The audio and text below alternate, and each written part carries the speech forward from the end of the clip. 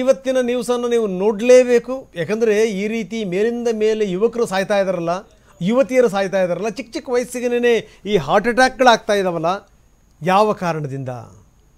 ತಪ್ಪು ಎಲ್ಲಿದೆ? ಬರೀ ಕೋವಿಡ್ ವ್ಯಾಕ್ಸಿನ್ ಮೇಲೇ ತಪ್ಪುಗಳಿದೆಯಾ, ಅಥವಾ ಏನಾದರೂ ನಮ್ಮ ದಿನಚರಿ ಇದೆಯಲ್ಲ, ನಮ್ಮ ಚಿಂತನೆಯಿಂದ ಹಿಡಿದು ನಾವು ತಿನ್ನುವಂಥ ಆಹಾರದ ತನಕ, ನಮ್ಮ ಮೊಬೈಲಿನ ತನಕ ಎಲ್ಲದೂ ಕೂಡ ಇದಕ್ಕೆ ಕಾರಣನಾ? ಇದಕ್ಕೆ ಇವತ್ತು ಉತ್ತರ ಹುಡುಕುವಂಥ ಪ್ರಯತ್ನವನ್ನು ಟಿ ವಿನೇ ಮಾಡ್ತಾ ಇದೆ.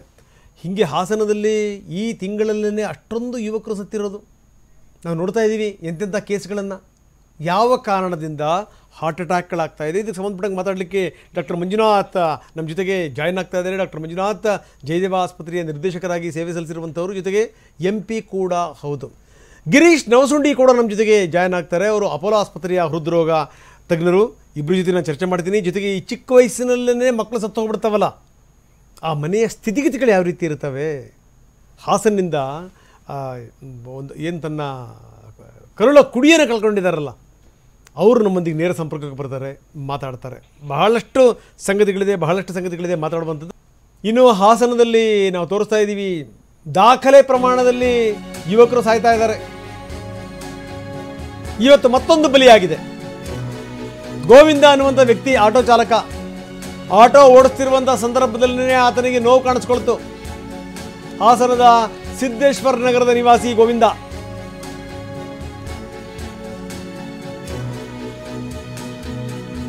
ಇವತ್ತು ಬೆಳಗ್ಗೆ 7 ಗಂಟೆಗೆ ಹೃದಯಾಘಾತದಿಂದ ಸಾವನ್ನಪ್ಪಿದ್ದಾನೆ. ಆಟೋ ಓಡಿಸ್ತಿರುವಂಥ ಸಂದರ್ಭದಲ್ಲೇ ಆತನಿಗೆ ಎದೆ ನೋವು ಕಾಣಿಸ್ಕೊಳ್ತು. ಹಂಗೂ ಹಿಂಗೋ ಆತ ಆಸ್ಪತ್ರೆ ತಲುಪದ, ಸಮಯ ಮೀರಿತ್ತು. ಗೋವಿಂದನ ಪ್ರಾಣ ಪಕ್ಷಿ ಹಾರಿ ಹೋಗಿತ್ತು. ನಾವು ತೋರಿಸ್ತಾ ಇದ್ದೀವಿ. ಅವ್ರ ಮನೆಯವರೆಲ್ಲ ಪಾಪ ಗೋಳಾಡ್ತಾ ಇದ್ದಾರೆ. ಇಡೀ ಮನೆ ಈತನ ಮೇಲೆ ಡಿಪೆಂಡ್ ಆಗಿತ್ತು. ಈತನನ್ನು ನೋಡಿದಂಥ ಸಂದರ್ಭದಲ್ಲೂ ಕೂಡ ಏನಂಥ ದೊಡ್ಡ ವಯಸ್ಸೇನಲ್ಲ, ಸಾಯುವಂಥ ವಯಸ್ಸೇನಲ್ಲ.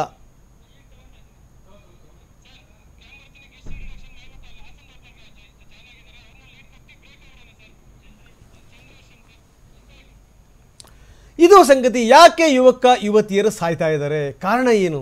ಯಾಕೆ ಹೃದಯಾಘಾತದ ಪ್ರಕರಣಗಳು ಜಾಸ್ತಿ ಆಗ್ತಾ ಇವೆ? ರೀಸನ್ ಏನಿದಕ್ಕೆ? ನಾವು ಬಹಳಷ್ಟು ಕಾರಣಗಳನ್ನು ಹುಡುಕ್ತಾ ಇದ್ದೀವಿ ಈ ವಿಚಾರಕ್ಕೆ ಸಂಬಂಧಪಟ್ಟಂಗೆ. ತಕ್ಷಣಕ್ಕೆ ನಮಗೆ ಕಾರಣದೇನಪ್ಪ ಅಂದರೆ, ಇತ್ತೀಚಿನ ದಿನಗಳಲ್ಲಿ ವ್ಯಾಕ್ಸಿನ್ ತಗೊಂಡಿದ್ರಿಂದಲೇ ಎಡವಟ್ಟಾಯಿತು ಅಂತ. ಕೋವಿಡ್ ವ್ಯಾಕ್ಸಿನ್ ಇದೆಯಲ್ಲ, ಎಲ್ಲ ಅವಾಂತರಗಳಿಗೆ ಅದೇ ಕಾರಣ ಅಂತ. ಅದಲ್ಲ ಅಂತ ಹೇಳಲ್ಲ, ಆದರೆ ಅದರ ಪರ್ಸೆಂಟೇಜ್ ಎಷ್ಟು? ಮೊದಲೇ ನಿಮಗೆ ಕೋಮಾರ್ಬಿಡಿಟಿ ಸಮಸ್ಯೆ ಇತ್ತು ಅಂತಂತಂದರೆ ನಿಮಗೆ ಒಂದು 3-4% ಅದರ ಸಮಸ್ಯೆ ಆಗೇ ಆಗುತ್ತೆ. ಆದರೆ ಬರೀ ಅದೇ ಕಾರಣನ? ನಮ್ಮ ಲೈಫ್ ಸ್ಟೈಲೂ ಕೂಡ ಕಾರಣ, ನಾವು ತಿನ್ನುವಂಥ ಆಹಾರ ಕಾರಣ, ನಮ್ಮ ಚಿಂತನೆಗಳು ಕೂಡ ಕಾರಣ, ಜೊತೆಗೆ ನಮ್ಮ ಮೊಬೈಲ್ ಕೂಡ ಪ್ರಮುಖವಾದಂಥ ಕಾರಣ. ಇದು ಸಂಗತಿ. ಕಿಮ್ಸ್ನ ವೈದ್ಯರ ತಂಡ ಇದಕ್ಕೆ ಸಂಬಂಧಪಟ್ಟಂಗೆ ಒಂದು ರಿಪೋರ್ಟ್ ಕೊಟ್ಟಿದೆ.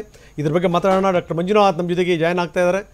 ಡಾಕ್ಟರ್ ಮಂಜುನಾಥ್ ಲೋಕಸಭಾ ಸದಸ್ಯರು, ಜೊತೆಗೆ ಜಯದೇವ ಆಸ್ಪತ್ರೆಯ ನಿರ್ದೇಶಕರಾಗಿ ಕೂಡ ಅವರು ಸೇವೆ ಸಲ್ಲಿಸಿರುವಂಥವರು. ಇನ್ನು ಡಾಕ್ಟರ್ ಗಿರೀಶ್ ನಮ್ಮ ಜೊತೆಗೆ ಜಾಯ್ನ್ ಆಗ್ತಾ ಇದ್ದಾರೆ. ಮಣಿಪಾಲ್ ಅಪೋಲೋ ಆಸ್ಪತ್ರೆಯ ತಜ್ಞ ವೈದ್ಯರು ನಮ್ಮ ಜೊತೆಗೆ ಜಾಯ್ನ್ ಆಗ್ತಾ ಇದ್ದಾರೆ. ಇನ್ನು ಹಾಸನದಿಂದ ಒಬ್ಬರು ಸಂಬಂಧಿ ಕೂಡ ಮಾತಾಡ್ತಾರೆ. ಅವರು ಮನೆಯ ಒಂದು ಕರುಳಿನ ಕುಡಿ ಅವರಿಂದ ದೂರ ಆಗಿದೆ, ಅವರು ಕೂಡ ಮಾತಾಡ್ತಾರೆ. ಒಬ್ಬರಾದ್ಮೇಲೆ ಒಬ್ಬರು ಸಾಯ್ತಾ ಇದ್ದಾರೆ. ಇದಕ್ಕೆ ಕಾರಣ ಏನು?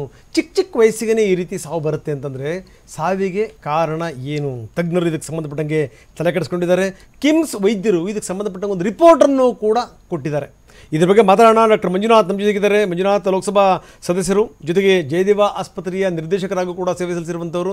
ಜಯದೇವ ಆಸ್ಪತ್ರೆಯನ್ನು ದೊಡ್ಡ ಮಟ್ಟಕ್ಕೆ ತೆಗೆದುಕೊಂಡು ಹೋದಂಥ ಕೀರ್ತಿ ಡಾಕ್ಟರ್ ಮಂಜುನಾಥ್ ಅವರದ್ದು. ಇನ್ನು ಡಾಕ್ಟರ್ ಗಿರೀಶ್ ನವಸುಂಡಿ ಕೂಡ ನಮ್ಮ ಜೊತೆಗೆ ಜಾಯ್ನ್ ಆಗ್ತಾ ಇದ್ದಾರೆ. ಅಪೋಲೋ ಆಸ್ಪತ್ರೆಯ ತಜ್ಞ ವೈದ್ಯರು, ಜೊತೆಗೆ ಹಾಸನದಿಂದ ಕೂಡ ಒಬ್ಬರು ಪೋಷಕರು ನಮ್ಮ ಜೊತೆಗೆ ನೇರ ಸಂಪರ್ಕಕ್ಕೆ ಬರ್ತಾರೆ. ಅವ್ರ ಜೊತೆಗೂ ಕೂಡ ಮಾತಾಡೋಣ. ಬನ್ನಿ, ಇದಕ್ಕೆ ಸಂಬಂಧಪಟ್ಟಂಗೆ ಮಾತಾಡೋಣ. ಡಾಕ್ಟರ್ ಮಂಜುನಾಥ್ ನಮ್ಮ ಜೊತೆಗಿದ್ದಾರೆ. ಮಂಜುನಾಥ್ ಲೋಕಸಭಾ ಸದಸ್ಯರು, ಜೊತೆಗೆ ಜಯದೇವ ಆಸ್ಪತ್ರೆಯ ನಿರ್ದೇಶಕರಾಗೂ ಕೂಡ ಸೇವೆ ಸಲ್ಲಿಸಿದಂಥವರು. ನಾನು ಆರಂಭದಲ್ಲಿ ಒಂದು ಮಾತನ್ನು ಹೇಳಿದೆ, ಜಯದೇವ ಆಸ್ಪತ್ರೆಯನ್ನು ಬಹಳ ಎತ್ತರಕ್ಕೆ ಕೊಂಡೊಯ್ದಂಥ ಶಕ್ತಿ ಡಾಕ್ಟರ್ ಮಂಜುನಾಥ್. ಇನ್ನು ಡಾಕ್ಟರ್ ಗಿರೀಶ್ ನವಸುಂಡಿ ನಮ್ಮ ಜೊತೆಗಿದ್ದಾರೆ, ತಜ್ಞ ವೈದ್ಯರು, ಅಪೋಲೋ ಆಸ್ಪತ್ರೆ ಬನ್ನೇರುಘಟ್ಟ ತಜ್ಞ ವೈದ್ಯರು ನಮ್ಮ ಜೊತೆಗಿದ್ದಾರೆ. ಜೊತೆಗೆ ಯಾರನ್ನು ಕಳ್ಕೊಂಡಿದ್ದಾರಲ್ಲ, ನಾನು ಒಂದು ಮಾತನ್ನು ಹೇಳ್ತೀನಿ, ಇದಕ್ಕೆ ಕಾರಣ ಏನು? ಎಲ್ಲದನ್ನೂ ಕೂಡ ನಾವು ಹಾರ್ಟಿಗೆ ಹಾಕ್ತಾ ಇದ್ದೀವ ಅಂದರೆ, ಎಲ್ಲ ಈ ಚಿಂತನೆಗಳನ್ನೆಲ್ಲವನ್ನೂ ಕೂಡ ನಾವು ಹಾರ್ಟಿಗೆ ತಗೊಳ್ತಿದ್ದೀವ ಅನ್ನುವಂಥದ್ದೊಂದು, ಅಥವಾ ಯಾವುದೇ ಸಾವು ಬಂದರೂ ಕೂಡ ಅದನ್ನು ಹಾರ್ಟ್ ಮೇಲೆ ಹಾಕ್ತಾ ಇದ್ದೀವ ಅನ್ನುವಂಥ ಪ್ರಶ್ನೆ ಕೂಡ ಅತ್ಯಂತ ಸಹಜವಾಗಿ ಉದ್ಭವ ಆಗುತ್ತೆ. ನಂಬರ್ 2. ನಂಬರ್ 3, ವೆರಿ ಇಂಪಾರ್ಟೆಂಟ್ಲಿ, ನಮ್ಮ ಯುವಕರ ವರ್ತನೆ, ಅವರು ಹಿಡಿದಿರುವಂಥ ಹಾದಿ. ಇವತ್ತು ದೊಡ್ಡ ಸಮಸ್ಯೆ ಏನು ಅಂತಂದರೆ, ಯುವಕರನ್ನ ದಾರಿ ತರುವಂಥ ಬಗೆ ಹೇಗೆ ಅನ್ನುವಂಥದ್ದೇ ಒಂದು ದೊಡ್ಡ ಸಂಗತಿ.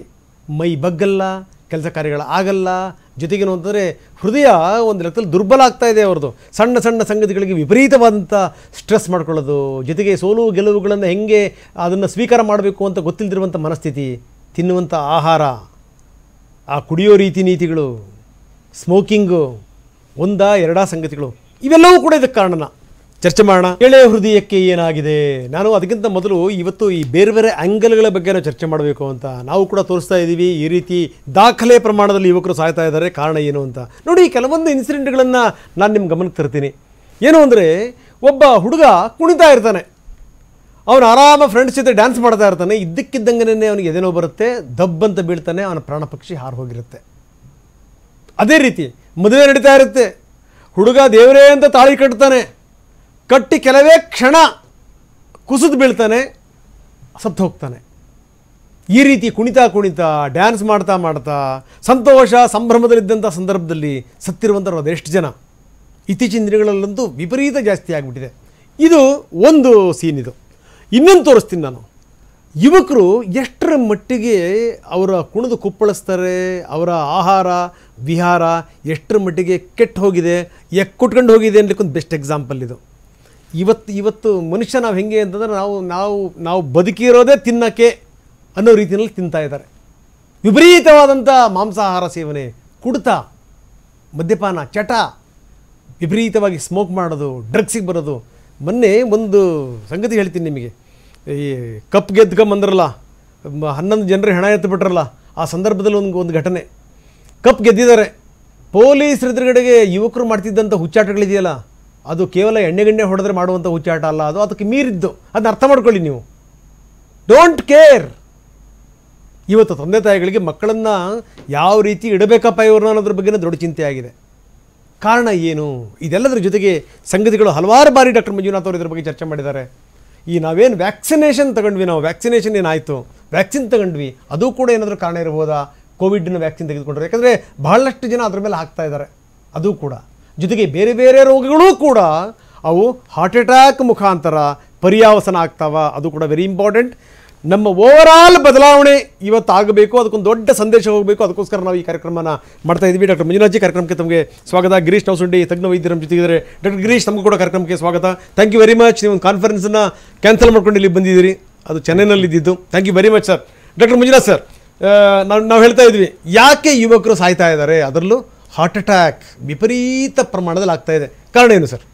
ಇವಾಗ ನಮ್ಮ ಭಾರತ ದೇಶದಲ್ಲಿ ಕಳೆದ ಸುಮಾರು 20ರಿಂದ 30 ವರ್ಷದಲ್ಲಿ ಯುವಕರಲ್ಲಿ ಮತ್ತು ಮಧ್ಯವಯಸ್ಕರಲ್ಲಿ ಹೃದಯಾಘಾತದ ಪ್ರಮಾಣ ಜಾಸ್ತಿ ಆಗ್ತಾ ಇದೆ.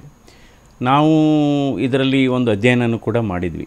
2013ರಿಂದ 2018 ಅಂದರೆ ಕೋವಿಡ್ ಬರೋದಕ್ಕೆ ಮೊದಲು 2013ರಿಂದ 2018 ಈ 5 ವರ್ಷಗಳಲ್ಲಿ ಸುಮಾರು 5,500 ಯುವ ಹೃದ್ರೋಗಿಗಳಿಗೆ ಹೃದಯಾಘಾತಕ್ಕೆ ನಾವು ಚಿಕಿತ್ಸೆಯನ್ನು ಕೊಟ್ಟಿದ್ದೇವೆ. ಸೊ ಇದರಲ್ಲಿ ಇವತ್ತು ಭಾರತ ದೇಶದಲ್ಲಿ ಪ್ರತಿ ವರ್ಷ ಹೃದಯಾಘಾತ ಮತ್ತು ಸ್ಟ್ರೋಕಿಂದ, ಬ್ರೈನ್ ಸ್ಟ್ರೋಕಿಂದ, ಹೃದಯಾಘಾತ ಮತ್ತು ಬ್ರೈನ್ ಸ್ಟ್ರೋಕಿಂದ 30 ಲಕ್ಷ ಜನ ಸಾವನ್ನಪ್ತಾ ಇದ್ದಾರೆ. ಇದು ನಂಬರ್ 1 ಕಿಲ್ಲರ್, ಹಾರ್ಟ್ ಅಟ್ಯಾಕು ಮತ್ತು ಬ್ರೈನ್ ಸ್ಟ್ರೋಕು. ಇವತ್ತು 35% ಹೃದಯಾಘಾತ 40 ವರ್ಷಕ್ಕಿಂತ ಚಿಕ್ಕವರಲ್ಲಾಗ್ತಾ ಇದೆ. ಇದು ಒಂದು ಆತಂಕಕಾರಿ ಬೆಳವಣಿಗೆ ಆಗ್ತಾ ಇದೆ. ಅಂದರೆ ನೀವು ಕಾರಣ ಏನು ಅಂತ ಕೇಳಿದ್ರಿ. ಕಾರಣಗಳನ್ನು ನಾವು ಹುಡುಕ್ತಾ ಹೋದಂಥ ಸಂದರ್ಭದಲ್ಲಿ ಈಗ ಏನಾಗಿತ್ತು, ಹಿಂದೆ ಮಕ್ಕಳು ತಂದೆ ತಾಯಿಗಳನ್ನ ಈ ಚಿಕಿತ್ಸೆಗೆ ಕರ್ಕೊಬರ್ತಾಯಿದ್ರು. ಇವತ್ತು ತಂದೆ ತಾಯಿಗಳು ಅವರ ಮಕ್ಕಳನ್ನು 20ರಿಂದ 40 ವರ್ಷದ ವಯೋಮಿತಿಯಲ್ಲಿರ್ತಕ್ಕಂಥ ಮಕ್ಕಳನ್ನ ಈ ಕಾಯಿಲೆಗೆ ಕರ್ಕೊಬರ್ತಾ ಇದ್ದಾರೆ. ಅಂದರೆ ಇದು ಹೃದಯಾಘಾತ ಆಗ್ಬೋದು, ಅಧಿಕ ರಕ್ತದ ಒತ್ತಡ ಆಗ್ಬೋದು, ಕ್ಯಾನ್ಸರ್ ಆಗ್ಬೋದು, ಅಥವಾ ಪಾರ್ಶ್ವವಾಯು ಆಗ್ಬೋದು. ಅಂದರೆ ಕಾರಣಗಳನ್ನು ನಾವು ಹುಡುಕ್ತಾ ಹೋದಾಗ ಇದೆಲ್ಲ ಕೆಲವು ಸಾರ್ವಜನಿಕರಿಗೆ ಗೊತ್ತಿರತಕ್ಕಂಥ ಕಾರಣಗಳಿದ್ದಾವೆ. ಒಂದು ಧೂಮಪಾನ, ಇನ್ನೊಂದು ಮದ್ಯಪಾನ, 3ನೇದು ಸಕ್ಕರೆ ಕಾಯಿಲೆ, 4ನೇದು ಕೊಬ್ಬಿನ ಅಂಶ. ಇದೆಲ್ಲ ಗೊತ್ತಿರತಕ್ಕಂಥ ವಿಚಾರ. ಆದರೆ ಇನ್ನೊಂದು ಬಹಳ ಮುಖ್ಯವಾದ, ನಾನು ಹೇಳಿದ್ನಲ್ಲ 5,500 ಒಂದು ಕೇಸ್ ಸ್ಟಡಿ ಮಾಡಿದ್ದೇವೆ ಯಂಗ್ ಹಾರ್ಟ್ ಅಟ್ಯಾಕ್ಸ್ ಅಂತ. ಇದರಲ್ಲಿ 25% ಹೃದಯಾಘಾತ ಆದವರಲ್ಲಿ ಯಾವುದೇ ನಿಖರವಾದಂಥ ಕಾರಣ ಇಲ್ಲ. ಧೂಮಪಾನ ಇಲ್ಲ, ಸಕ್ಕರೆ ಕಾಯಿಲೆ ಇಲ್ಲ, ನೋಡಿ, ಅಥವಾ ಅದು ಕೊಲೆಸ್ಟ್ರಾಲ್ ಕೂಡ normal, and they are fit and fine ಅಂತ. ಸೊ ಇವಾಗ ಏನಾಗಿದೆ, ಈ ಯುವಕರಲ್ಲಿ ಮಧ್ಯವಯಸ್ಕರಲ್ಲಿ ಒಂದು ನಿಜವಾದಂಥ ಈಗ ಹೊಸ ಆಧುನಿಕ ಕಾರಣ ಯಾವುದಪ್ಪ ಅಂದರೆ ಒತ್ತಡ ಸ್ಟ್ರೆಸ್ಸು. ಈ ಒತ್ತಡ ಏನಕ್ಕಾಗ್ತಾ ಇದೆ ಅಂದರೆ ಯುವ ಜನರಲ್ಲಿ ಅಥವಾ ಮಧ್ಯವಯಸ್ಕರಲ್ಲಿ ನಾವು ಬೇಗ ಎಲ್ಲನೂ ಬೇಗ ಸಾಧಿಸಬೇಕು. 10 ವರ್ಷದಲ್ಲಿ ಆಗೋದನ್ನ ನಾವು 10 ತಿಂಗಳಲ್ಲಿ ಮಾಡಬೇಕು. 20 ಇಂಟಿಗ್ರೇಟೆಡ್ ಕೋರ್ಸ್ ತಗೊಳ್ಳೋದು, ನೈಟೆಲ್ಲ ನಿದ್ರೆ ಇಲ್ಲ, ಬೆಳಗಿನ ಜಾವ ತನಕ ಕೆಲಸ ಮಾಡತಕ್ಕಂಥದ್ದು. ಇದರಿಂದ ಇವತ್ತು ಒತ್ತಡ ಅನ್ನೋದನ್ನ ಏನು ನಮ್ಮ ವೈಜ್ಞಾನಿಕವಾಗಿ ಏನು ಹೇಳ್ತಾ ಇದ್ದೀವಿ ಅಂದರೆ ಅದು ಹೊಸ ಧೂಮಪಾನ ಇದ್ದಾಗೆ. ಒತ್ತಡ ಒಂದು ಹೊಸ ಆಧುನಿಕ ಟೊಬ್ಯಾಕೋ ಅಂತಲೇ ಹೇಳಬೇಕಾಗುತ್ತೆ. ಈ ಒತ್ತಡ ಏಕೆಂದರೆ ನಾನು ಇದನ್ನೇನು ನೋಡಿದೆ, ಯಾಕೆಂದರೆ ಹಲವಾರು ನಿದರ್ಶನಗಳನ್ನು ಹೇಳಬಲ್ಲೆ. ಒತ್ತಡ ಸಡನ್ ಔಟ್ಬರ್ಸ್ಟ್ ಆಗುತ್ತೆ, ಎಮೋಷನಲ್ ಔಟ್ಬರ್ಸ್ಟ್. ಕೆಲವರಿಗೆ ಗಂಡ ಚಿಕಿತ್ಸೆ ತಗೋತಾ ಇದ್ದಾನೆ ಹಾರ್ಟ್ ಅಟ್ಯಾಕಿಗೆ, ನಾವು ಬಂದು ಹೇಳ್ತೇವೆ ಚಿಕಿತ್ಸೆ ಫಲಕಾರಿಯಾಗಿಲ್ಲ, ಅವರು ತೀರ್ಕೊಂಡಿದ್ದಾರೆ ಅಂತ. ಅವರು ಮೂರ್ಛೆ ಹೋಗ್ತಾರೆ, ಅವ್ರಿಗೂ ಕಾರ್ಡಿಯಾಕ್ ಅರೆಸ್ಟ್ ಡೆತ್ ಆಗಿರೋದು ಇನ್ಸ್ಟೆನ್ಸ್ ಇದೆ. ಇನ್ನು ಕೆಲವರು ನಾನು ನೋಡಿದ್ದೇನೆ, ಹಾರ್ಟ್ ಅಟ್ಯಾಕ್ ಪೇಷಂಟ್ನ ವೀಲ್ ಚೇರಲ್ಲಿ ಅವರೇ ಕರ್ಕೊಂಬರ್ತಾ ಇದ್ದಾರೆ, ಲಿಫ್ಟಲ್ಲಿ ಕರ್ಕೊಬಂದವ್ರು ಸತ್ತೋಗಿದ್ದಾರೆ, ಪೇಷಂಟ್ ಸರ್ವೈವ್ ಆಗಿದ್ದಾರೆ. ಸೊ ಒತ್ತಡ ಅನ್ನೋದು ಬಹಳ ಮುಖ್ಯವಾದ. ಇದು ವಿದ್ಯಾರ್ಥಿಗಳಿಗೆ ಇವತ್ತು ಅವರ ಒತ್ತಡ ಜಾಸ್ತಿ ಆಗಿದೆ, ಪೋಷಕರಿಂದನೂ ಅವ್ರ ಮೇಲೆ ಒತ್ತಡ, ಆಮೇಲೆ ಅವರ ಅಧ್ಯಾಪಕರಿಂದ ಒತ್ತಡ, ಅವರಿಗೆ ಭವಿಷ್ಯದ ಒತ್ತಡ, ಸಂಸಾರದ ಒತ್ತಡ. ಇವತ್ತು ಒತ್ತಡ ಇದು ಯಾಕೆಂದರೆ ಈ ಪ್ರಪಂಚ ಬಹಳ ವೇಗವಾಗಿ ಹೋಗ್ತಾ ಇದೆ. ಇದು ಒತ್ತಡ. ಇನ್ನೊಂದು ಬಹಳ ಮುಖ್ಯವಾದದ್ದು ಯುವಕರಲ್ಲಿ ಅಂದರೆ ಅದರಲ್ಲೂ ದೊಡ್ಡ ನಗರಗಳಲ್ಲಿ ಈ ಡ್ರಗ್ ಅಬ್ಯೂಸ್ ಅಂತ ಇದೆ. ನಾರ್ಕಾಟಿಕ್ ಡ್ರಗ್ಸು, ಮಾರಿಜೋನ್ ಆಗ್ಬೋದು, ಗಾಂಜಾ ಆಗ್ಬೋದು, ಕೊಕೇನ್ ಆಗ್ಬೋದು. ಸೊ ಇದು ಗೊತ್ತಾಗೋದಿಲ್ಲ ನಮಗೆ. ನಾನು ಒಂದು 3-4 ನಿದರ್ಶನ ಹೇಳ್ಬೋದು. ಹುಕ್ಕಾ ಬಾರ್ ಅಂತ ಕೆಲವು ಕಡೆ ಇದೆ. ಸೊ ಹುಕ್ಕಾ ಬಾರ್ ಏನಾಗಿದೆ ಅಂದರೆ, ಸೊ ಅದು ಮೋಜಿಗೋಸ್ಕರ ಹೋಗ್ತಾರೆ, ವೀಕೆಂಡ್ ಅಂತ ಹೋಗ್ತಾರೆ. ಒಂದು 2 ಹೆಣ್ಮಕ್ಳು, ಐ ಥಿಂಕ್ 20 ಅಥವಾ 21 ವರ್ಷ ಅನಿಸುತ್ತೆ, ಹುಕ್ಕಾ ಬಾರಿಂದ ಕರ್ಕೊಬಂದಿದ್ರು ಚೆಸ್ಟ್ ಪೇನ್ ಅಂತ. ನಂತರ ಅದರಲ್ಲಿ ಒಬ್ಬರು ಸಾವನ್ನಪ್ಪಿದ್ರು, ಇನ್ನೊಬ್ಬರು ನಾವು ಸೇವ್ ಮಾಡಿದ್ವಿ. ಸೊ ಇದೆಲ್ಲ ಕಾರಣ. ಇನ್ನೊಂದು ಬಹಳ ಮುಖ್ಯವಾದಂಥ ಕಾರಣ ಇತ್ತೀಚೆಗೆ ಈ ವಾಯುಮಾಲಿನ್ಯ ಕೂಡ ನಾವು ಅಂದ್ಕೊಂಡಿರೋದೇನು, ವಾಯುಮಾಲಿನ್ಯದಿಂದ ಆಯಿತು ಶ್ವಾಸಕೋಶಕ್ಕೆ ಸಂಬಂಧ ಬ್ರಾಂಕೈಟಿಸು, ಆಸ್ತಮಾ ಈ ಥರ ಬರುತ್ತೆ ಅಂತ ಅಂದ್ಕೊಂಡಿದ್ವಿ. ಇವತ್ತು ವಾಯುಮಾಲಿನ್ಯ ಕೂಡ it is considered to be one of the important risk factor. ಏನಾಗುತ್ತೆ, ನಾವು ಈ ದಟ್ಟ ವಾಯುಮಾಲಿನ್ಯ ಇದ್ದಂಥ ಸಂದರ್ಭದಲ್ಲಿ ಈ ಪಾರ್ಟಿಕ್ಯುಲೇಟ್ ಮ್ಯಾಟರ್ ಅಂತ ಸಣ್ಣ ಮೈಕ್ರೋ ಪಾರ್ಟಿಕಲ್ಸ್ ಇರುತ್ತೆ, ಲೆಸ್ ದೆನ್ 2.5 ಮೈಕ್ರಾನ್ಸ್. ಅದು ನಾವು ಉಸಿರಾಡುವಾಗ ಉಸಿರು ಎಳ್ಕೊಂಡಾಗ ಒಳಗಡೆ ಹೋಗಿ ಅದು ಲಂಗ್ಸ್ ಮೂಲಕ ರಕ್ತನಾಳಕ್ಕೆ ಹೋಗಿ ರಕ್ತನಾಳದಲ್ಲಿ ಡಿಪಾಸಿಟ್ ಆಗಿ ಕ್ಲಾಟ್ ಫಾರ್ಮೇಷನ್ ಆಗುತ್ತೆ.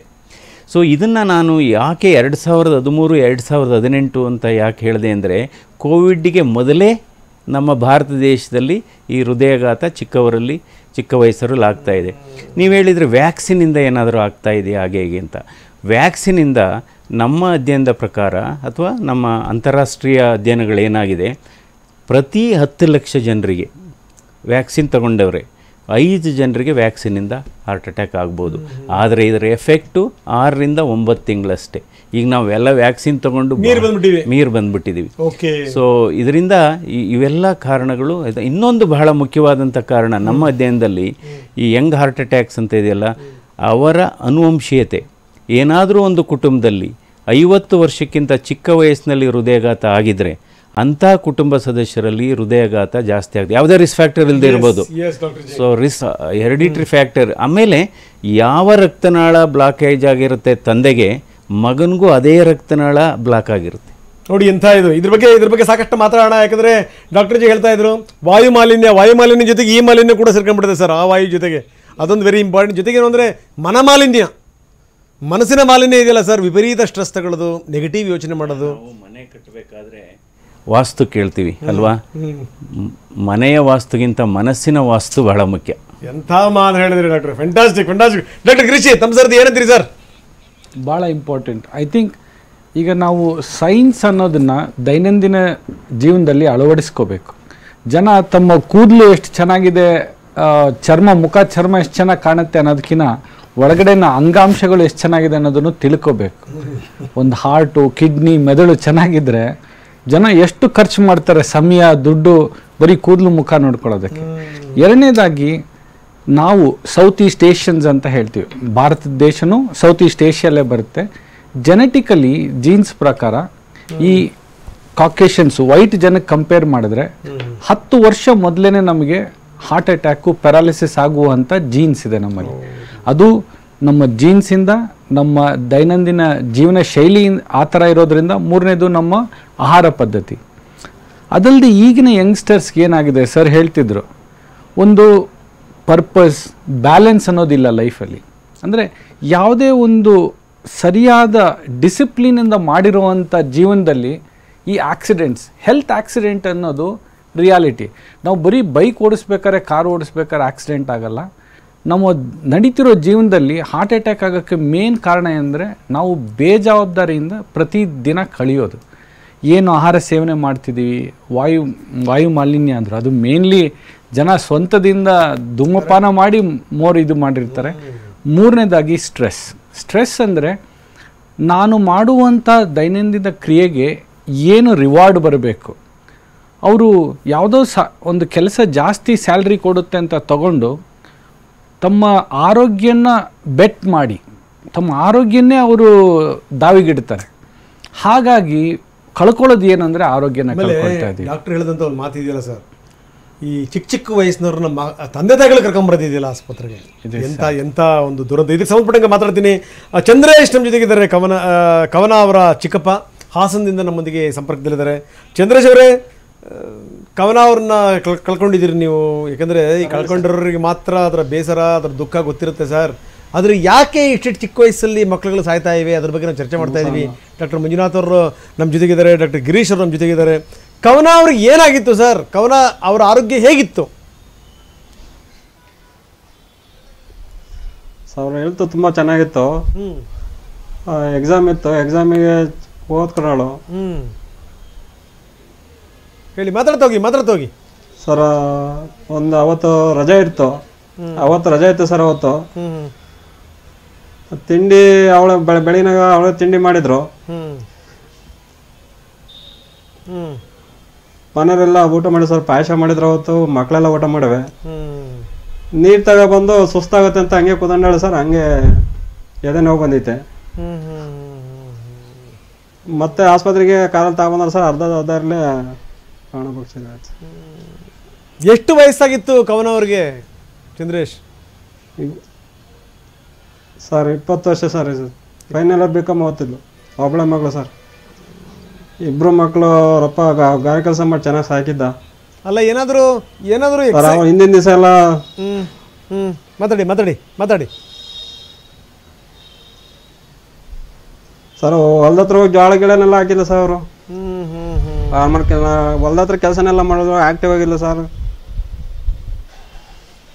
ಎಕ್ಸಾಮ್ ಅಂತ ಏನಾದರೂ ಬಹಳ ಸ್ಟ್ರೆಸ್ ತಗೊಂಡಿದ್ರ ಸರ್? ಏನಾದರೂ ಬಹಳ ಒತ್ತಡದಿಂದ ಏನಾದರೂ ಓದಿದ್ಲ ಹುಡುಗಿ? ಹಗಲು ರಾತ್ರಿ ಓದಿದ್ದು, ತುಂಬ ಸ್ಟ್ರೆಸ್ ಮಾಡ್ಕೊಂಡಿದ್ದು, ಆ ಥರ ಏನಾದರೂ? ಸರ್ ಮಾಮೂಲಿ ಚೆನ್ನಾಗಿ ಓದೋಳು ಸರ್. ಹುಡುಗಿ ಮಾಮೂಲಿ ಚೆನ್ನಾಗಿ ಓದೋಳು ಸರ್. ಎಕ್ಸಾಮ್ ಇತ್ತು ಅಂತ ಸ್ವಲ್ಪ ಓದ್ಕೊಂತಿದ್ಲು. ಓಕೆ ಚಂದ್ರೇಶ್, ನೀವು ಹಂಗೆ ಏನಂತ ಹೆಲ್ತ್ ಪ್ರಾಬ್ಲಮ್ ಏನಿರಲ್ಲ ಸರ್. ಓಕೆ ಚಂದ್ರೇಶ್, ಹಂಗೆ ನೀವು ಸಂಪರ್ಕದಲ್ಲಿ ಡಾಕ್ಟ್ರೇ ತಾವು ಹೇಳಿದ್ರಿ ಆಸ್ಪತ್ರೆಗೆ ರೀಚ್ ಆದ್ರೆ ಅವರು ರೀಚ್ ಆಗೋಷ್ಟೊತ್ತಿಗೆ ಜೀವ ಹೊರಟಂದ್ರೆ ಗೊತ್ತಿಲ್ಲ. ಅಂದರೆ ಏನಾಗುತ್ತೆ ಅಂದರೆ, ಇವತ್ತು ಕೆಲವು ಕಡೆ ಎಲ್ಲ ನಾವು ರಿಪೋರ್ಟ್ಸ್ ನೋಡ್ತಾ ಇರ್ತೀವಿ, ಟಿ ವಿನಲ್ಲೂ ಹೇಳ್ತಾ ಇರ್ತೀವಿ, 2 ವರ್ಷದ ಮಗುಗಾಯ್ತಾ ಹಾರ್ಟ್ ಅಟ್ಯಾಕು, 4 ವರ್ಷದ ಮಗುಗಾಯ್ತಾ. ಸೊ ಅಂದರೆ ಏನಾಗುತ್ತೆ, ಕೆಲವು ಹುಟ್ಟಿನಿಂದಲೇ ಕೆಲವು ಹೃದಯ ಸಂಬಂಧಿ ಕಾಯಿಲೆಗಳು ಬಂದಿರುತ್ತೆ. ಈಗ ಆಸ್ಪತ್ರೆಯಲ್ಲಿ ಹಾಗೇ ಆಗುತ್ತೆ. ಜನ ಬಂದವ್ರು ಏನಾಗುತ್ತೆ, ನಮ್ಮ ಸುತ್ತಮುತ್ತ ಏನಾದರೂ 2 ವರ್ಷದ ಮಗು, 4 ವರ್ಷದ ಮಗು, 6 ವರ್ಷದ ಮಗು ಏನಾದರೂ ಕಾರ್ಡಿಯಾಕ್ ಚೆಕ್ ಬಂದಂಥ ಸಂದರ್ಭದಲ್ಲಿ ನಮಗೆ ಕೇಳ್ತಾರೆ, ಡಾಕ್ಟ್ರೇ ಈ ಸಣ್ಣ ಮಗುಗೂ ಹಾರ್ಟ್ ಅಟ್ಯಾಕ್ ಆಗುತ್ತಾ ಅಂತಲ್ಲ. ಅದು ಹಾರ್ಟ್ ಅಟ್ಯಾಕ್ ಕಾಯಿಲೆ ಇಲ್ಲ. ಪ್ರತಿ 100 ಮಕ್ಕಳಲ್ಲಿ, ಹುಟ್ಟಿದ 100 ಮಕ್ಕಳಲ್ಲಿ ಒಬ್ಬರಿಗೆ ಅಟ್ಲೀಸ್ಟು ಈ ಹೃದಯ ಸಂಬಂಧಿ ಕಾಯಿಲೆ ಹುಟ್ಟಿನಿಂದಲೇ ಬಂದಿರುತ್ತೆ. ಅದನ್ನ ಕಾಂಜನೈಟಲ್ ಹಾರ್ಟ್ ಡಿಸೀಸ್ ಅಂತೀವಿ. ಅದು ರಂಧ್ರ ಕಾಯಿಲೆ, ರಂಧ್ರ ಇರ್ಬೋದು, ಹೃದಯದ ಎಡಭಾಗ ಬಲಭಾಗ ಗೋಡೆ ಇರುತ್ತಲ್ಲ, ಮಧ್ಯ ರಂಧ್ರ ಇರುತ್ತೆ, ಅಥವಾ ಶುದ್ಧ ರಕ್ತ ಮಿಕ್ಸ್ ಆಗೋಂಥ ಕಾಯಿಲೆಗಳಿರುತ್ತೆ. ಸೊ ಹೀಗಾಗಿ ಅದಕ್ಕೋಸ್ಕರ ಅದರಲ್ಲೂ ಆಮೇಲೆ ಈ ಪ್ರತಿ 500 ಜನರಲ್ಲಿ ಹುಟ್ಟಿನಿಂದಲೇ ಹೃದಯದ ತೂಕ ಜಾಸ್ತಿ ಇರುತ್ತೆ, ಹೃದಯದ ಥಿಕ್ನೆಸ್ ಜಾಸ್ತಿ ಇರುತ್ತೆ. ಅದು ಹೆರಿಡಿಟ್ರಿ ಫ್ಯಾಕ್ಟರ್. ಪ್ರತಿ 500 ಜನರಲ್ಲಿ ಇರುತ್ತೆ. ಅದು ಹೈಪರ್ಟ್ರೋಫಿಕ್ ಕಾರ್ಡಿಯೋಮಯೋಪತಿ ಅಂತ ಹೇಳ್ತೀವಿ. ಏನು ಹೇಳಿ? ಹೈಪರ್ಟ್ರೋಫಿಕ್ ಕಾರ್ಡಿಯೋಮಯೋಪತಿ ಅಂತ. ಅದರಲ್ಲೂ ಕೂಡ ಸಡನ್ ಡೆತ್ತು ಕಾಮನ್. ಅದು ಅನುವಂಶೀಯತೆ ಇರುತ್ತೆ ಅದರಲ್ಲಿ. ಈಗ ಮೊನ್ನೆ ಒಬ್ಬರು ಅವರು ಪ್ರೀಸ್ಟ್ ಆ್ಯಕ್ಚುಲಿ ಒಂದು ದೇವಸ್ಥಾನದಲ್ಲಿ, ಪ್ರತಿಷ್ಠಿತ ದೇವಸ್ಥಾನದಲ್ಲಿ 4 ಜನರಿಗೂ ಆ ಕಾಯಿಲೆ ಇದೆ. ಅದರಲ್ಲಿ ಒಬ್ಬರು ಹಠಾತ್ ನಿಧನರಾಗಿದ್ದಾರೆ. ಇನ್ನು 3 ಜನ ಅವರಿಗೆ ಅದನ್ನು ಸಡನ್ ಡೆತ್ನ ಪ್ರಿವೆಂಟ್ ಮಾಡಲಿಕ್ಕೆ ನಾವು ಒಂದು ಮಿಷಿನ್ ಹಾಕಿದ್ದೀವಿ, ICD ಅಂತ. ಸೊ ಅದರಿಂದ ಈ ಥರ ಇರುತ್ತೆ. ಇನ್ನು ಕೆಲವ್ರಿಗೆ ಏನಾಗಿದೆ, ನಮ್ಮ ಇದರಲ್ಲಿ ಪ್ರತಿ 250ರಿಂದ 500 ಜನರಲ್ಲಿ ಪ್ರತಿ ಎವರಿ 250 to 500 ಪೀಪಲ್ ಜನರಲ್ ಪಾಪ್ಯುಲೇಷನಲ್ಲಿ ಹುಟ್ಟಿನಿಂದಲೇ ಕೊಲೆಸ್ಟ್ರಾಲ್ ಜಾಸ್ತಿ ಇರುತ್ತೆ. ಸೊ ಅಂದರೆ ನಾವು ಅಂದ್ಕೊಳ್ಳೋದೇನು, ಜನ ಏನು ಅನ್ಕೋತಾರೆ, ಸಣ್ಣಕ್ಕಿದ್ರೆ ತೂಕ ಕಡಿಮೆ ಇದ್ದರೆ ಅವನಿಗೆ ಕೊಲೆಸ್ಟ್ರಾಲ್ ನಾರ್ಮಲ್ ಇರುತ್ತೆ, ದಪ್ಪಕ್ಕಿದ್ದವ್ರಿಗೆ ಮಾತ್ರ ಕೊಲೆಸ್ಟ್ರಾಲ್ ಜಾಸ್ತಿ ಅಂತ ಅಂದ್ಕೊಂಡಿರ್ತಾರೆ. ನೋ, ಸಣ್ಣಕ್ಕಿರ್ಬೋದು ಅಥವಾ ತೂಕ ಕಡಿಮೆ ಇರ್ಬೋದು, ಕೊಲೆಸ್ಟ್ರಾಲ್ ಜಾಸ್ತಿ ಇರ್ಬೋದು. ಇದನ್ನು ಫೆಮಿಲಿಯಲ್ ಹೈಪರ್ ಕೊಲೆಸ್ಟ್ರೀಮಿ ಅಂತಾರೆ. ಸೊ ಇದು ನಮ್ಮ ದೇಶದಲ್ಲಿ ಜಾಸ್ತಿ ಇದೆ ಇವತ್ತು. ಸೊ ಅದಕ್ಕೋಸ್ಕರ ಕೆಲವ್ರು ಹೇಳ್ತಾರೆ, ಡಾಕ್ಟ್ರೆ ನಾನು ಏನೂ ತಿನ್ನಲ್ಲ, ನಾನ್ ವೆಜಿಟೇರಿಯನ್ ಅಲ್ಲ, ತುಪ್ಪ ಬೆಣ್ಣೆ ತಿನ್ನಲ್ಲ, ನಾನು ಭಾಳ ಸ್ಟ್ರಿಕ್ಟ್ ಆಹಾರದಲ್ಲಿ, ನನ್ನ ಕೊಲೆಸ್ಟ್ರಾಲ್ ಯಾಕೆ ಜಾಸ್ತಿ ಅಂತ ಹೇಳ್ತಾರೆ. 70% ಆಫ್ ದ ಕೊಲೆಸ್ಟ್ರಾಲು ನಮ್ಮ ಶರೀರದಲ್ಲೇ ಬರುತ್ತೆ, ಅಂದರೆ ಮೆಟಬಾಲಿಕ್ ಆಗಿ. ಇನ್ನು 30% ನಾವು ತಿನ್ನೋದ್ರಲ್ಲಿ ಬರುತ್ತೆ. ಸೊ ಅದರಿಂದ ಇವತ್ತು ಇನ್ನು ಕೆಲವು ಕಾಯಿಲೆ ಇದ್ದಾವೆ, ಎಲೆಕ್ಟ್ರಿಕಲ್ ಅಬ್ನಾರ್ಮಾಲಿಟೀಸ್ ಅಂತೀವಿ. ಹೃದಯದಲ್ಲೂ ಕರೆಂಟ್ ಇದೆ. ಹೃದಯದಲ್ಲಿ ಕರೆಂಟ್ ಇದ್ದು ಶಾರ್ಟ್ ಸರ್ಕ್ಯೂಟ್, ಈ ಕರೆಂಟ್ ಥರ ಅಲ್ಲ, ಅದು ನಮ್ಮ ಮಾಮೂಲಿ ದೀಪದ ಕರೆಂಟ್ ಅಲ್ಲ. ಸೊ ಆ ಥರ ಕಾಯಿಲೆ ಅರಿತ್ಮಿಯಾಸ್ ಅಂತ ಹೇಳ್ತೀವಿ. ಅದರಿಂದನೂ ಕೂಡ ಸಡನ್, ಈಗ ನೋಡಿ ಒಂದು ಕಾಯಿಲೆ ಇದೆ, ಯಾವುದು ಈ ಥೈಲ್ಯಾಂಡು ಅಥವಾ ಈ ಕೆಲವು ಅಫ್ಕೋರ್ಸ್ ನಮ್ಮ ದೇಶದಲ್ಲೂ ಇದೆ, ಬ್ರುಗಾಡ ಸಿಂಡ್ರೋಮ್ ಅಂತ ಹೇಳ್ತೀವಿ. ಸೊ ಅದರಲ್ಲಿ ಹೃದಯ ಎಕೋ ಮಾಡಿದರೆ ನಾರ್ಮಲ್ ಇರುತ್ತೆ, sudden death is common. So ಅದನ್ನು ನಾವು ಏನಂತೀವಿ, ಎಲ್ಲವನ್ನೂ ಹಾರ್ಟ್ ಅಟ್ಯಾಕ್ ಅಂತೀವಿ. ಈಗ 3 ವರ್ಷದ ಮಗು, 5 ವರ್ಷದ ಮಗು, ಹಾರ್ಟ್ ಅಟ್ಯಾಕ್ ಥರ ಹೃದಯ ಸಂಬಂಧಿ ಕಾಯಿಲೆಗಳು ಕೂಡ ಇದೆ. ಒಂದು ಹೃದಯದ ತೂಕ ಜಾಸ್ತಿ ಇದ್ದರೆ, ನಾರ್ಮಲಿ 300 ಗ್ರಾಮ್ ಇರಬೇಕು, ಕೆಲವ್ರಿಗೆ 600 ಗ್ರಾಮ್ ಇರುತ್ತೆ. ಸೊ ಹೃದಯದ ತೂಕ ಜಾಸ್ತಿ ಆದಂಗೆ ಸಾವಿನ ಪ್ರಮಾಣ ಜಾಸ್ತಿ. ಅನುವಂಶೀಯವಾಗಿ ಬರುವಂಥದ್ದು ಒಂದು ಕಡೆಗೆ, ಇನ್ನೊಂದು ಕಡೆಗೆ ನೀವು ಹೇಳಿದ್ರಿ ಕೊಲೆಸ್ಟ್ರಾಲ್ ಬೇಕಾಗಿರುವಂಥ 60ರಿಂದ 70% ದೇಹನೇ ಉತ್ಪಾದನೆ ಮಾಡ್ಕೊಳ್ಳುತ್ತೆ ಅಂತೇಳಿ. ಆದರೆ ನಾವು ಹೊರಗಡೆಯಿಂದ ತುಂಬ್ಕೊಳ್ಳೋದಿದೆಯಲ್ಲ ಅದು, ಯಾಕಂದರೆ ನಮ್ಮ ಈ ಲೈಫ್ ಸ್ಟೈಲ್ ನೋಡಿದಂಥ ಸಂದರ್ಭದಲ್ಲಿ ಗಿರೀಶ್ ನಾವು ನೋಡ್ತೀವಿ ವಿಪರೀತ. ಇವಾಗ ಇತ್ತೀಚಿನ ದಿನಗಳಲ್ಲಿ ನೋಡಿ, ಮಾಂಸಾಹಾರ ಸೇವನೆ ತಪ್ಪು ಅಂತ ಹೇಳಲ್ಲ, ಏನು ತಿಂತೀವಿ ವೆರಿ ಇಂಪಾರ್ಟೆಂಟ್. ಜೊತೆಗೆ ಏನಂದರೆ ಎಲ್ಲಿಂದ ತಿಂತೀವಿ, ಅದ್ರಲ್ಲಿ ಏನೇನು ಹಾಕಿರ್ತಾರೆ ಅನ್ನುವಂಥದ್ದು. ಇವಾಗ ಈ ವಿಪರೀತವಾಗಿ ನಾವು ಬೇಕಾದ್ರ ಕಡೆಗೆ ಬುಕ್ ಮಾಡ್ಕೊತೀವಲ್ಲ, ಅದರಿಂದ ಆಗ್ತಿರುವಂಥ ಅವಾಂತರಗಳು ಒಂದೆರಡಲ್ಲ. ಏನಂತೀರಿ? ಅಬ್ಸಲ್ಯೂಟ್ಲಿ. ಐ ಥಿಂಕ್ ಈಗ ಒಂದು ಕಾರ್ ಇಂಜಿನ್ ನೀವು ಪೆಟ್ರೋಲ್ ಸೀಮೆಎಣ್ಣೆ ಹಾಕಿ ಓಡಿಸಿದ್ರೆ ಏನಾಗ್ತದೆ. ಸೊ ದೇಹ ಅನ್ನೋದು ಒಂದು ಮಿತವಾದ ಸರಿಯಾದ ರೀತಿಯಲ್ಲಿ ಬಳಸ್ಕೊಂಡ್ರೆ, ಅದನ್ನು ನರ್ಚರ್ ಮಾಡಿದ್ರೆ 100 ವರ್ಷ ಬಾಳುವಂಥ ಶಕ್ತಿ ದೇವ್ರು ಕೊಟ್ಟಿದ್ದಾನೆ. ಬಟ್ ನಾವು ಅದನ್ನು ನರ್ಚರ್ ಮಾಡಲ್ಲ, ಟಾರ್ಚರ್ ಮಾಡ್ತೀವಿ ಅಂತ ಅದೇ ಆಗ್ತಿರೋದು. ಬೋತ್ ಫಿಸಿಕಲಿ ಮೆಂಟಲಿ ನಾವು ಇರೋ ನಮ್ಮ ತಿಳುವಳಿಕೆಯನ್ನು ಸರಿಗೆ ದೇಹಕ್ಕೆ ಮತ್ತು ಆರೋಗ್ಯಕ್ಕೆ ಉಪಯೋಗಿಸ್ಕೊಳ್ತಾ ಇಲ್ಲ. That is deliberate neglect. ಅಂದರೆ ತಿಳಿದು ಮಾಡ್ತಿರುವಂತಹ ತಪ್ಪುಗಳು. ಅದು ಅತಿ ಮುಖ್ಯವಾಗಿದ್ದು ಏನು ಅಂದರೆ, ಐ ಥಿಂಕ್ ಮನೆಯಲ್ಲಿ ಹೆಣ್ಮಕ್ಳು ಭಾಳ ದೊಡ್ಡ ಪಾತ್ರ ವಹಿಸ್ತಾರೆ. ಯಾವ ಥರ ಅಡುಗೆಯನ್ನು, ಯಾವ ಥರ ಹಣ್ಣು ತರಕಾರಿಗಳನ್ನ ದಿನ ಮಾಡಿ ಮನೆಯವರಿಗೆ ಸಣ್ಣ ಮಕ್ಕಳಿದ್ದಾಗಿಂದ ಏನು ಒಂದು ಹ್ಯಾಬಿಟ್ ಬೆಳೆಸ್ತಾರಲ್ಲ, ಆ ಸಮಾಜನ ಅದು ಹೆಲ್ದಿ ಮಾಡುತ್ತೆ. ಭಾಳ ಭಾಳ ಭಾಳ ಒಳ್ಳೆ ಮಾತನ್ನು ಹೇಳಿದ್ರಿ. ಯಾಕಂದರೆ ಇತ್ತೀಚಿನ ದಿನಗಳಲ್ಲಿ ಡಾಕ್ಟ್ರೆ, ಮಕ್ಳ ಕೈಯಲ್ಲಿ ಮೊಬೈಲ್ ಇರುತ್ತೆ, ತಂದೆ ತಾಯಿಗಳು ಮೊಬೈಲ್ ತಗೊಂಡು ಮಕ್ಕಳು ಬುಕ್ ಮಾಡ್ಕೊಂಡ್ಬಿಡ್ತವೆ ಬೇಕಾದ್ದನ್ನು. ಆಮೇಲೆ ರಂಗನಾಥ್ ಅವರೇ, ನಾನು ಈಚೆಗೆ ಲಕ್ನೋ ಹೋಗಿದ್ದೆ, ಸೆಂಟ್ರಲ್ ಇನ್ಸ್ಟಿಟ್ಯೂಟ್ ಆಫ್ ಟಾಕ್ಸಿಕಾಲಜಿ ಅಂತ ಇದೆ. ಇವತ್ತೇನು ಮಾಡ್ತೀವಿ, ನಮ್ಮ ಆಹಾರ ಪದ್ಧತಿ ಬದಲಾವಣೆ ಆಗಿದೆ, ಆಹಾರ ಪದಾರ್ಥಗಳು ಬದಲಾವಣೆ ಆಗಿದೆ. ಇವು ತುಂಬ ಪೆಸ್ಟಿಸೈಡ್ಸ್ ಯೂಸ್ ಮಾಡ್ತೀವಿ ಪ್ರತಿಯೊಂದಕ್ಕೂ. ಹಣ್ಣು ತರಕಾರಿ ಬೆಳೆಯೋದಕ್ಕೆ, ಏನೇ ಬೆಳೆಯೋದಕ್ಕೆ ಇವತ್ತು ಯೂಸ್ ಮಾಡ್ತೀವಿ. ಬಹುಶಃ ನಾವು ಅದನ್ನು ನಾವು ನೋಡ್ತಾ ಇಲ್ಲ. ಈಗ ಯಾರೋ ಹೇಳ್ತಾಯಿದ್ರು, ಆ ಪೆಸ್ಟಿಸೈಡ್ಸ್ದು ಬ್ಯಾಗ್ ಬರುತ್ತಲ್ಲ, ಆ ಚೀಲ, ಆ ಪೆಸ್ಟಿಸೈಡ್ಸ್ ಅವರು ಟಾಕ್ಸಿಕಾಲಜಿ ಡಿಪಾರ್ಟ್ಮೆಂಟಲ್ಲಿ ಹೇಳ್ತಾಯಿದ್ರು, ಅದನ್ನು ಎಲ್ಲ ಯೂಸ್ ಮಾಡಿದ್ದಾರೆ, ಅದು ಖಾಲಿ ಚೀಲ. ಸೊ ಅದರಲ್ಲಿ ಏನು ಮಾಡಿದ್ದಾರೆ, ಗೋಧಿ ಹಾಕಿದ್ದಾರೆ. ಆ ಗೋಧಿನ ಪೌಡ್ರ್ ಮಾಡಿ ಹಾಕಿದಂಥ ಸಂದರ್ಭದಲ್ಲಿ ಕಾಶ್ಮೀರದಲ್ಲಿ ಸುಮಾರು 15-20 ಜನ ಸತ್ತೋಗಿದ್ದಾರೆ. ಅಂದರೆ ಆ ಚೀಲದಲ್ಲಿ ಹಾಕಿದ್ದಕ್ಕೆ. ಅದಕ್ಕೆ ಈಗ ಏನು ಮಾಡಬೇಕು, ಫುಡ್ ಆ್ಯಂಡ್ ಸೇಫ್ಟಿ ಡಿಪಾರ್ಟ್ಮೆಂಟ್ ಅಂತ ಇದೆಯಲ್ಲ ನಮ್ಮಲ್ಲಿ, ರಾಜ್ಯದಲ್ಲಿದೆ, ರಾಷ್ಟ್ರ ಮಟ್ಟದಲ್ಲಿದೆ. ಅದಕ್ಕೋಸ್ಕರ ಈ ಎಲ್ಲೆಲ್ಲಿ ಆಹಾರ, ಈ ತರಕಾರಿ ಮಾರ್ತೀವಿ ಅಥವಾ ಆಹಾರ ಪದಾರ್ಥಗಳು ಮಾಡ್ತೀವಿ, ಅಲ್ಲಿ ಈ ಪೆಸ್ಟಿಸೈಡ್ ರೆಸಿಡ್ಯೂಗೆ ನಾವು ಚೆಕ್ ಮಾಡಬೇಕು. ನಾವೇನು ಮಾಡ್ತೀವಿ, ಯಾರೋ 10-15 ಜನ ಸತ್ತಾಗ ಮಾತ್ರ ಹೋಗಿ ಏನೋ ಒಂದು ವಾರ ಆ್ಯಕ್ಟಿವ್ ಆಗುತ್ತೆ. ಅದು ನಿರಂತರವಾಗಿ ನಾವು ಆಹಾರದಲ್ಲಿ ಈ ಕಾಲಿಫ್ಲವರ್ ಆಗ್ಬೋದು, ಬ್ರಾಕ್ಲಿ ಆಗ್ಬೋದು, ಅಥವಾ ಇನ್ನು ಬೇರೆ ಬೇರೆ ತರಕಾರಿಗಳಾಗ್ಬೋದು, ಅದು ಮಧ್ಯ ನಾವು ಇದು ಮಾಡಬೇಕು. ಇಲ್ಲಿ ನಾವು ಫಾರ್ಮರ್ಸ್ನೂ ಎಜುಕೇಟ್ ಮಾಡಬೇಕು, ಇಷ್ಟೇ ಪೆಸ್ಟಿಸೈಡ್ಸ್ ಹಾಕಬೇಕು, ಇಷ್ಟು ಇದು ರೆಗ್ಯುಲೇಟ್ ಮಾಡಬೇಕು. ಯಾಕೆಂದರೆ ಇವತ್ತು ಆಹಾರದಲ್ಲೂ ಕೂಡ ವಿಷ ಇದೆ. ಸೊ ಅದು ಬಹಳ ಮುಖ್ಯವಾದದ್ದು. ಪೆಸ್ಟಿಸೈಡ್ ರೆಸಿಡ್ಯೂಗೆ ಚೆಕ್ ಮಾಡಬೇಕಿದು. ಈಗ ಇವನ್ ಮೀಟಲ್ಲೂ ಅಷ್ಟೇ ಕೂಡ ಇವತ್ತು ಪೌಲ್ಟ್ರಿಗಳೇನಿದೆ ಅದಕ್ಕೂ ತುಂಬ ಆಮೇಲೆ ಹೆಂಗಸರಲ್ಲಿ ಏನಾಗಿದೆ ಅಂದರೆ ಕೆಲವು ಅವರ ಮೆನ್ಸ್ಟ್ರುವಲ್ ಇರ್ರೆಗ್ಯುಲಾರಿಟಿಗೆ ಹಾರ್ಮೋನ್ಸ್ ಅಂತ ಕೊಡ್ತಾರೆ. ಆ ಹಾರ್ಮೋನ್ಸಿಂದನೂ ಬ್ಲಡ್ ಕ್ಲಾಟ್ ಆಗ್ಬೋದು. ರಕ್ತನಾಳದಲ್ಲಿ ಬ್ಲಡ್ ಕ್ಲಾಟ್ ಆದರೆ ಹಾರ್ಟ್ ಅಟ್ಯಾಕ್ ಆಗ್ಬೋದು, ಹೃದಯದಲ್ಲಿ ಬ್ರೈನ್ ರಕ್ತನಾಳದಲ್ಲಾದರೆ ಅದು ಸ್ಟ್ರೋಕ್ ಆಗ್ಬೋದು. ಈಗ ನಾನಾ ಕಾರಣಗಳಿರುತ್ತೆ.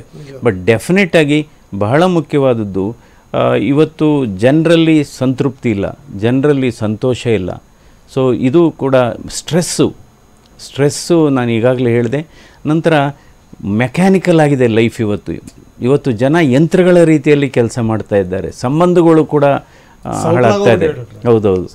ಸೊ ಈಗ ವೈದ್ಯರ ಟೀಮ್ ಒಂದು ರಿಪೋರ್ಟ್ ಕೊಟ್ಟಿದೆ.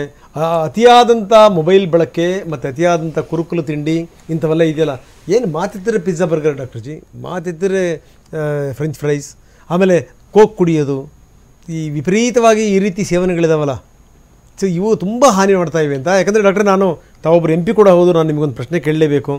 ಮುಂದಿನ ಭವಿಷ್ಯ ಇದೆಯಲ್ಲ, ಅದು ಭಾರತದ ಭವಿಷ್ಯ ಅಂತಾರೆ ಪ್ರಪಂಚದಲ್ಲಿ. ಯಾಕೆಂದರೆ ಭಾರತದಲ್ಲಿ ಅತ್ಯಂತ ಹೆಚ್ಚು ಜನ ಯುವಕರಿದಾರಪ್ಪ ಅಂತ, 60% ಬಿಲೋ 40 years. ಹೌದು. ಈಗ ನೋಡಿ ಡಾಕ್ಟ್ರೆ, ಈ ರೀತಿ ಯುವಕರು ಈ ರೀತಿ ಹಿಂಗೆ ಕುಸು ಬೀಳ್ತಾ ಹೋಗ್ಬಿಟ್ರೆ ಭಾರತ ಹೆಂಗೆ ಎದ್ನಿಲ್ಲಕ್ಕಾದೆ ಡಾಕ್ಟ್ರೆ? ಇದಕ್ಕೆ ಸಂಬಂಧಪಟ್ಟಂಗೆ ನಿಜಕ್ಕೂ ತಾವು ಬೆಳಕು ಚೆಲ್ಲಬೇಕು ಅಂತ. ಇಲ್ಲ, ಇವಾಗ ಏನಾಗುತ್ತೆ, ನೀವು ಹೇಳಿದ್ರಿ ಈಗ ಕೋಕ್ ಕುಡಿಯೋಂಥದ್ದು, ಫಾಸ್ಟ್ ಫುಡ್ ತಿನ್ನೋಂಥದ್ದು. ನಾನು ಇನ್ನೊಂದು ಏನಾಗುತ್ತೆ, ಈಗ ನೋಡಿ, ಯಾವುದೇ ಒಂದು ನೀವು ಶಾಲೆಗಳಿಗೆ ಹೋಗಿ, ಕಾಲೇಜ್ ಹತ್ರ ಹೋಗಿ, ಅದ್ರ ಪಕ್ಕ ಒಂದು ಕೇಕ್ ಅಂಗಡಿ ಇರುತ್ತೆ, ಕೇಕ್. ಸೊ ಅದೇನಾಗುತ್ತೆ, ಒಂದು ಕ್ಲಾಸಲ್ಲಿ ಒಂದು 100 ಜನನೋ ಏನೋ ಇದ್ದರೆ ಆಲ್ಮೋಸ್ಟ್ ಆಲ್ಟರ್ನೇಟ್ ಡೇಸು ಯಾರ್ದೋ ಒಂದು ಬರ್ತ್ಡೇ ಇದ್ದೇ ಇರುತ್ತೆ.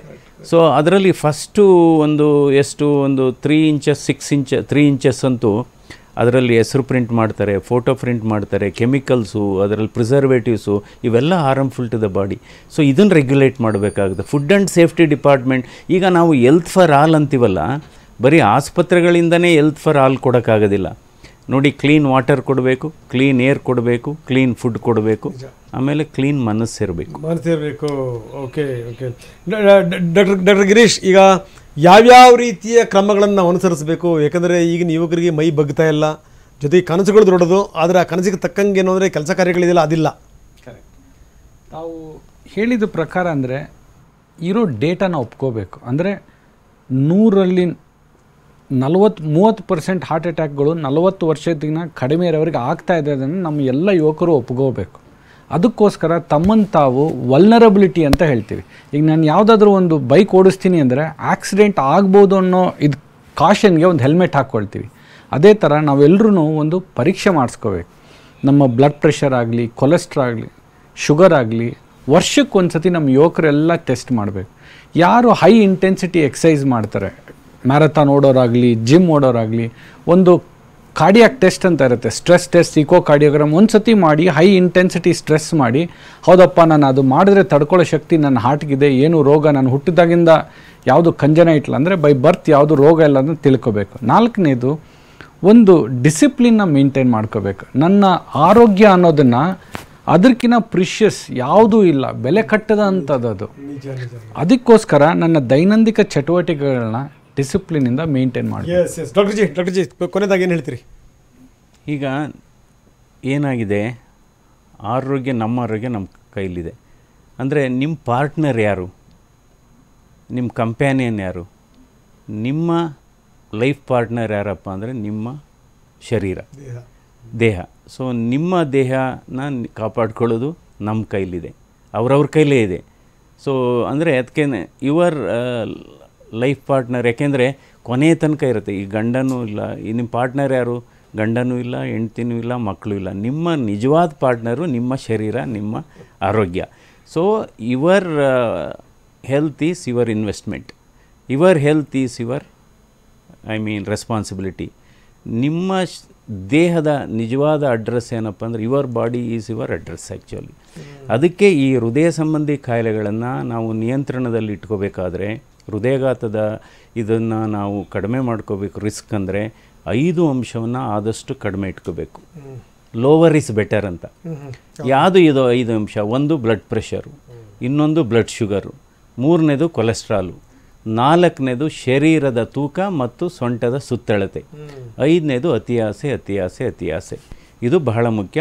ಅಂದರೆ ವ್ಯಾಯಾಮ ಮಾಡಬೇಕು. ಇವತ್ತು ನಾವು ಆಯಿತು ಕೈಗಾರಿಕಾಕರಣ ಅಂತೀವಿ, ಗಣಕೀಕರಣ ಅಂತೀವಿ, ಇವತ್ತು ನಾವು ಡಿಜಿಟಲೈಸೇಷನ್ ಅಂತೀವಿ. ಒಂದು ಕಡೆ ಕೈಗಾರಿಕಾಕರಣ, ಇನ್ನೊಂದು ಆಧುನಿಕೀಕರಣ, ಇನ್ನೊಂದು ಗಣಕೀಕರಣ. ಅದರ ಜೊತೆಗೆ ಸೋಮಾರೀಕರಣವನ್ನು ನಾವು ಮಾಡ್ಕೊಂಡಿದ್ವಿ. ಸೊ ಅದರಿಂದ ಇವತ್ತೇನಾಗಿದೆ, ದೇಹ ಚಲಿಸಬೇಕು, ಮನಸ್ಸು ಸ್ಥಿರವಾಗಿರಬೇಕು. ಇವತ್ತು ನಮ್ಮ ಯುವಕರಲ್ಲಿ ಏನಾಗ್ತಾ ಇದೆ, ಮನಸ್ಸು ಚಲಿಸ್ತಾ ಇದೆ, ದೇಹ ಚಲಿಸ್ತಾ ಇಲ್ಲ. ಎಂತ ಮಾತು ನೋಡಿ, ಫ್ಯಾಂಟಾಸ್ಟಿಕ್, ಭಾಳ ಅದ್ಭುತವಾದ ಮಾತನ್ನು ಹೇಳಿದ್ರಿ. ಇದೊಂದು ದೊಡ್ಡ ಸಂದೇಶ ಅಂತ ನಾನು ಭಾವಿಸ್ತೀನಿ doctor ji. Thank you very much. ತಮ್ಮ ಬಿಡುವಿಲ್ದಿರೋ ಸಂದರ್ಭದಲ್ಲೂ ಕೂಡ ಪಾಪ ತಾವು ದೂರದಿಂದ ಬಂದಿರಿ, ಡಾಕ್ಟರ್ ಅಂತ ಒಂದು ಕಾನ್ಫರೆನ್ಸ್ ಕ್ಯಾನ್ಸಲ್ ಮಾಡ್ಕೊಂಡೆ ಬಂದಿದ್ದಾರೆ. ತಮ್ಮಿಬ್ಬರಿಗೂ ಕೂಡ thank you very much. So ಇದು ಒಂದು ಎಚ್ಚರಿಕೆಯ ಸಂದೇಶ. ನಾವು ಈಗ ಸರಿ ಹೋಗಲಿಲ್ಲ ಅಂತಂದರೆ ಇನ್ನೆಂದೂ ಕೂಡ ಸರಿ ಹೋಗ್ಲಿಕ್ಕೆ ಸಾಧ್ಯ ಇಲ್ಲ. ಕಾಯಕವೇ ಕೈಲಾಸ ಅನ್ನುವಂಥ ಮಾತನ್ನು ಬಸವಣ್ಣವ್ರು ಹೇಳಿದ್ರು. ಕಾಯಕವೇ ಕೈಲಾಸ ಅಂದರೆ ನೀವು ಕೈಲಾಸಕ್ಕೆ ಹೋಗೋ ತನಕ ಕಾಯಕ ಮಾಡಿ ಅಂತಲ್ಲ. ನಿಮ್ಮ ಕಾಯ ಇದೆಯಲ್ಲ, ನಿಮ್ಮ ಕಾಯವನ್ನು ನೋಡಿಕೊಳ್ಳುವುದು ಕೂಡ ಕೈಲಾಸಾದೀಶ್ವರನ ಆರಾಧನೆ ರೀತಿಯಲ್ಲಿ ಅಂತ ಅದನ್ನು ಅರ್ಥ ಮಾಡ್ಕೊಳ್ಳಿ. ನಾವಿದ್ದರೆ ಮಾತ್ರ, ನಾವಿಲ್ಲದ ವಿಶ್ವ ಏನಾದರೂ ಏನಂತೆ ಅಂತ ಒಂದು ಮಾತಿದೆ. ನೀವು ಚೆನ್ನಾಗಿದ್ದರೆ ಮಾತ್ರ ಸಾಧನೆ ಮಾಡೋಕ್ಕೆ ಸಾಧ್ಯ. ದಯವಿಟ್ಟು ಏನಂದರೆ ಯುವಕರಿಗೆ ಒಂದೇ ಒಂದು ಮಾತು, ಮಿತಿ ಮೀರಬೇಡಿ, ಅತಿಯಾದ ಹುಚ್ಚಾಟಗಳನ್ನು ಮಾಡಬೇಡಿ, ಸಿಕ್ಕಾಪಟ್ಟೆ ತಿನ್ನಬೇಡಿ, ಬರೀ ಎಂಜಾಯ್ ಮಾಡುವಂಥದ್ದೇ ಅಲ್ಲ, ಪಾಸಿಟಿವ್ ಆಗಿರಿ.